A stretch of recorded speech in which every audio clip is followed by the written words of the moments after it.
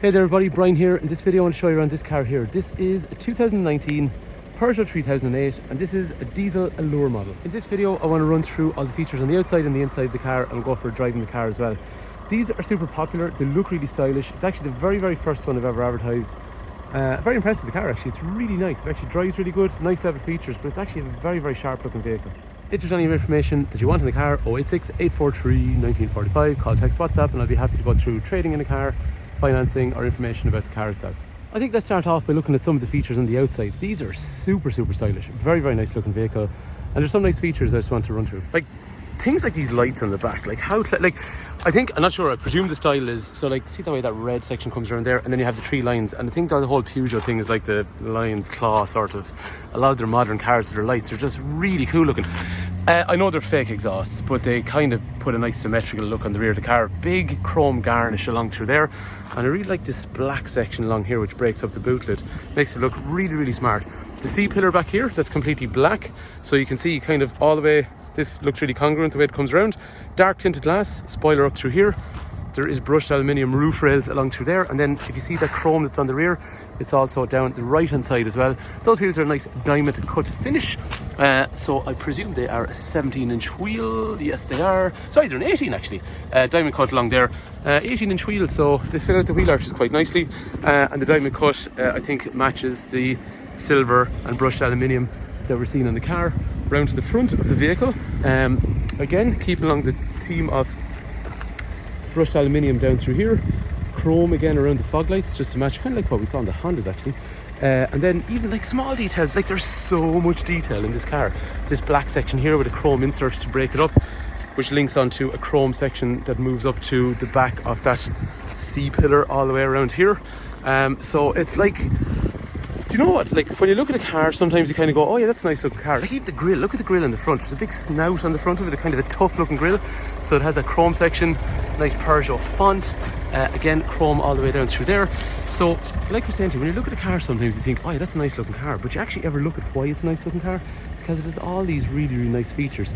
That is a very nice looking car. I apologise for the sales pitch. And I suppose, look, it's the first time I've kind of really exposed myself to one, so that's probably not a great phrase, exposed myself to one, but it's the first time I've looked around one, and I think it's really cool looking. Let's go look at the features on the inside and then we'll go for a drive. The boot in these I would compare to probably Hyundai Tucson. It looks kind of longer almost, but probably narrower. But I stand to be corrected, I haven't looked up the stats, I must do that actually. Spare wheel, which is good. And then those seats obviously must be droppable. Yeah, they are actually, so you can pull them, seats drop forward.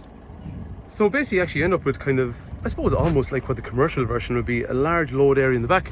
There is lighting on that side over there. There's a small bit of storage. I mean tiny now, just down here on that side and that side over there. But very flexible. Into the back of the car, so there's nice dark footwells, dark along the door. This is a theme that's all the way around the car. It's a lovely feeling material. It's a kind of a soft cloth almost. Child locks obviously for rear doors and windows.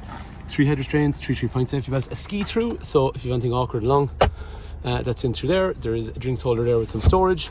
There is ventilation for the rear passengers. There's kangaroo pockets on each side.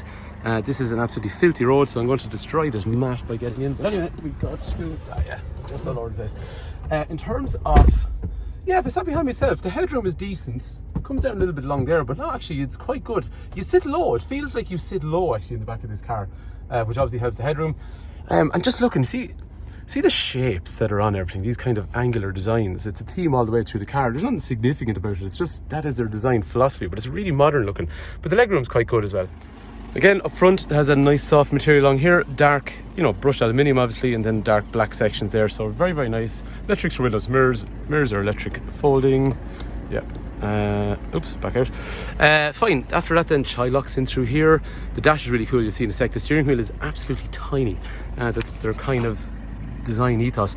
Seats are half leather. Again, look at them, like they're really expensive, supportive looking seats. French cars, to be fair, are always really comfortable. And sitting in the car then, like I said, look at the size of the steering wheel. It's really small, but like that's their thing. It's kind of weird to drive, in a nice way. But it's flat up here, which obviously gives you a bit more space when you're turning the wheel. Fine, over here then there is controls for radio, Controls for the dash you'll see as we're driving, which changes the iCockpit up there, Bluetooth and all that kind of stuff. I'm going to go through these with you in a sec. Gearbox over here, drinks holders, and the mood lighting will be in around these areas and over here and down through there as well. Storage in through there, quite a big actually. That is a very large armrest, because it kind of goes in under here, so unusually big actually.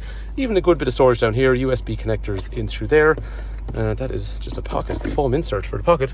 And then safety wise, driver's airbag, passenger curtain side of the seats, steel bars for siding protection, anti-lock brakes, emergency brake distribution. If we go into the settings on the car, there's an active safety brake, which obviously tries to stop you if you don't hit the brakes yourself under 30 kilometers an hour. Driver attention if you're drifting out lane. Recommended speed, which is the speed sign areas or the speed zones you're in. And other driving functions, lane keep assist, parking sensors, which are on the car as well, automatic headlights which dip themselves, so auto lights, blind spot indicators in the wing mirrors. So yeah, to be fair actually, the spec level on the car, even the rear view mirror, notice that's electrochromatic, so it darkens itself. Lights in up through here, tells you which safety belts are on.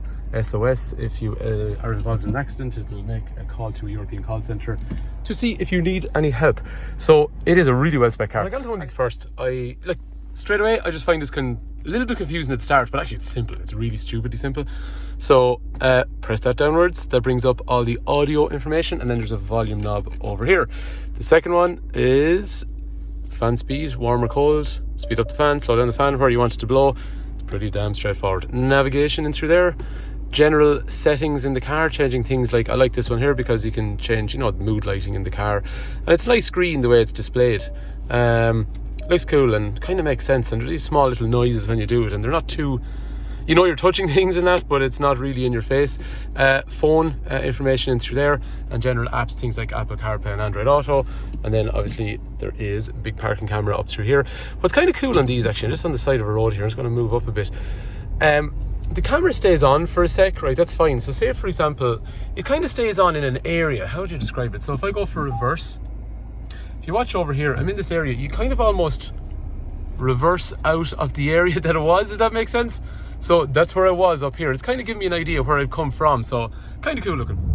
They drive quite nice, responsive, so it's got like a 130 horsepower 1.5 diesel engine, so it feels nice on the road. But the iCockpit actually, so the iCockpit is where you can change all the settings on the dash. So if you look up here in the center, I can change this from the steering wheel, so you can have kind of I suppose a very minimalistic approach, or you can go back into it and you can change it. So I'm doing all this from the steering wheel, where I can have things like, we'll say, a revolution counter and a big speedometer, or I can go into one that has driving data and safety data, or I can have another one that's got navigation as well in the dead center. So really, really nice looking, and actually pretty easy to flick through it once you know what you're doing.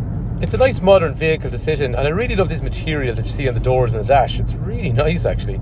But in terms of how it's laid out, everything is nice. Big armrest in through there that we saw already. And like we were saying, it is a 1.5 even, 130 horsepower engine. So compared to a lot of cars in the market, that's actually more powerful than them. And fuel efficiency, French diesel engines, to be fair, have always been renowned for being fuel efficiency. I haven't road tested myself yet, but I'm assuming we're going to end up somewhere in the region of 5.5 to 6 litres per 100 kilometres, worst case scenario, or maybe a little bit better if you drive it nice. Gearbox is a nice place, really accessible, gears change very nicely as well. Anyway, if you want more information on the car, 086 843 1945, call, text, WhatsApp, whatever suits. Brian's my name. I'll be happy to run through scrapping an old car or trading in a car or finance or information about this car. We will be supplied with a 12-month warranty. So hopefully the car is of interest. Thanks for watching.